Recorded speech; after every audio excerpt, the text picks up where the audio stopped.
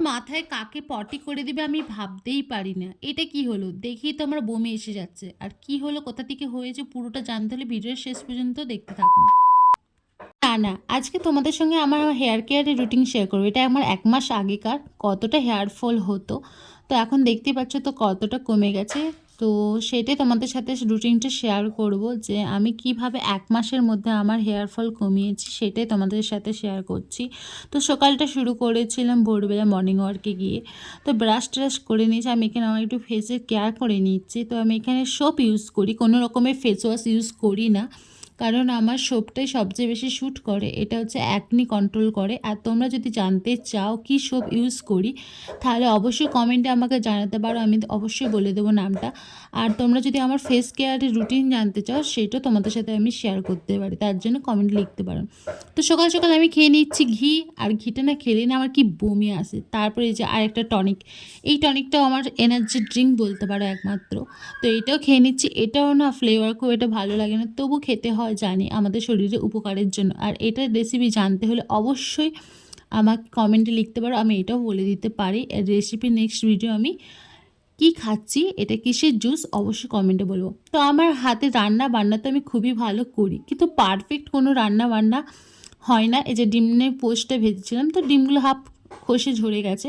তো এখানে আমি একটা স্যান্ডউইচ বানিয়ে দিচ্ছি। তো আমরা হচ্ছি ঘরের বউ। বিয়ে হয়ে গেলে একটা মেয়ের কত লাইফে সংসারে অনেক কাজ থাকে। তো কাজের সাথে সাথে সারাদিন নিজেদেরও সেলফ কেয়ার করা অনেকটা দরকার।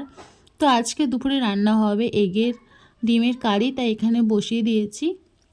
আর এই যে আমার মাথায় তোমরা ভাবছো যে কাকের পটি করে দিচ্ছে, একদমই না।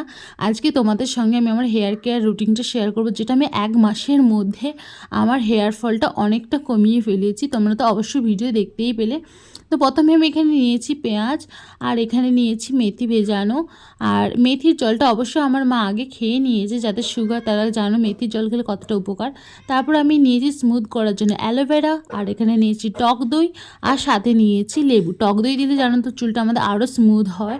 আর লেবু দিলে আমাদের যাদের হেয়ার ফলে যে খুশকির সমস্যা আছে, খুশকির সমস্যা দূর হবে। আর পেঁয়াজ যেহেতু দিয়েছি, লেবু দিলে পুরো গন্ধটা একদম উবে যায়, মাথায় বেশি একদম গন্ধ থাকে না। পেঁয়াজ জানি একটু গন্ধ হয়ে যায়, কিন্তু চুলের জন্য আমাদের খুবই উপকার, যেটা মাখলে আমাদের হেয়ার ফলটা অনেকটাই কমিয়ে দেয়।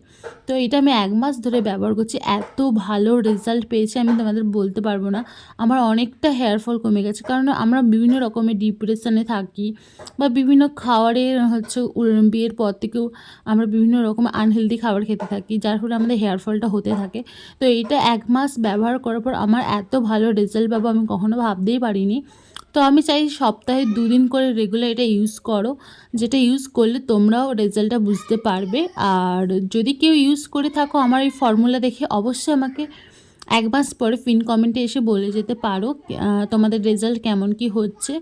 আর এর সাথে সাথে হচ্ছে আমি আমার ফেসের স্কিন কেয়ারটা তোমাদের রুটিনটা আমি শেয়ার করতে পারি। আমি নেক্সট ভিডিও অবশ্যই আপলোড করার চেষ্টা করব, কিভাবে আমি আমার ফেসের স্কিনটা আমি কেয়ার করি এই উইন্টারে, সেটা তোমাদের সাথে শেয়ার করব নেক্সট ভিডিওতে। তো এটাকে ভালো করে হচ্ছে মাখিয়ে হাতে এইভাবে আমি যেভাবে চির কেটে কেটে লাগাচ্ছি চুলে, পুরোটা ভালো করে লাগিয়ে নেবে। যদি কেউ লাগিয়ে দেয় আরও ভালো। তো আমার মা রান্না বান্নায় ব্যস্ত ছিল, তো পারিনি। এটা আমার দুপুরের লাঞ্চ ছিল। আর ১০ মিনিটের মতো রাখবেন। তারপরে দেখুন এটা সন্ধ্যেবেলা আমার চুলের একমাত্র দেখুন এতটাই স্মুথ, আমি কোনো রকমের কন্ডিশনার ইউজ করিনি।